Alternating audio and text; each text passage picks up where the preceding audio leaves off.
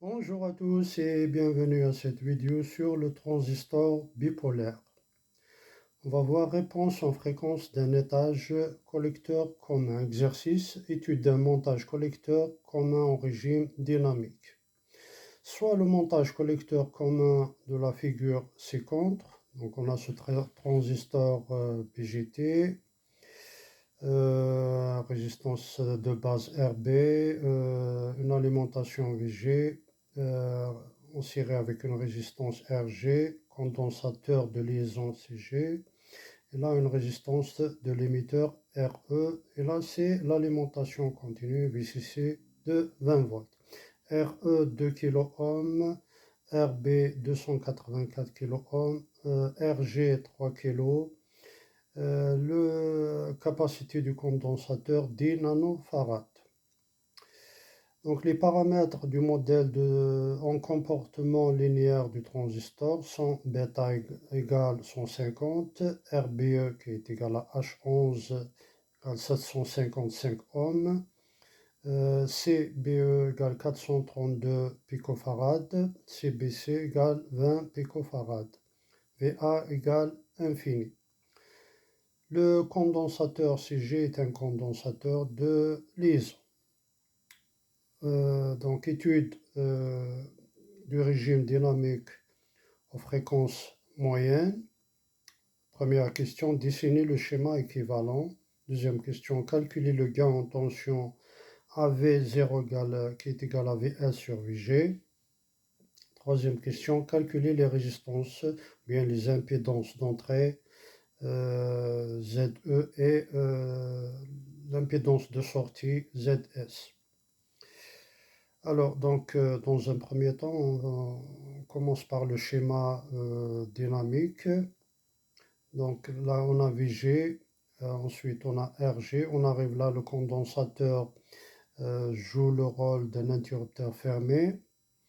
Et on arrive là à la base, on a RB entre la base et VCC, c'est-à-dire la masse, parce que la source continue est considérée comme une masse. RB, ensuite là j'arrive à la base, j'arrive là au transistor, donc les paramètres du transistor, j'ai H11 entre la base et l'émetteur. Et entre l'émetteur et la masse, on a la source de courant bêta et B, bien H21 et B. Et entre l'émetteur et la masse, on a la résistance RE. Deuxième question, calcul du gain en tension. Donc on peut utiliser dans ce cas-là le théorème de Thevenin pour modifier ce schéma. Donc on a VG', la tension au bord de RB, égale RB sur RB plus RG fois VG, et RG égale RB fois RB divisé par RB plus RG, c'est-à-dire je prends RB en parallèle avec RG lors de l'étude ou bien de l'application du théorème de Thevenin. Ensuite, donc, on a VG' égale RG' plus H11 plus bêta plus 1 fois RE fois le courant EB. Et VS, la tension VS de sortie égale bêta plus 1 fois EB plus fois RE. Et on fait le rapport VS sur VG, sachant que là j'ai exprimé VG' en fonction de VG. Donc VG égale RB fois plus RG fois VG' divisé par RB. Et je simplifie entre-temps EB avec EB.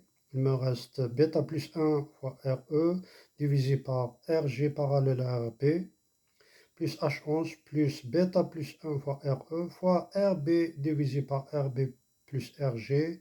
Et après calcul, application numérique, on trouve à peu près 0,97. Donc sans unité, c'est un gain en tension. Troisième question, calcul des résistances d'entrée ou bien des impédances d'entrée et de sortie. ZE, c'est VE sur IE, et ça donne RB parallèle à H11 plus bêta plus 1. Après calcul, on trouve 146,5 kΩ. ZS, c'est VS sur IS, et ça donne RG parallèle à RB plus H11 sur bêta plus 1, parallèle à RE, et après calcul, on trouve 24,4 ohms. Voilà, je vous remercie.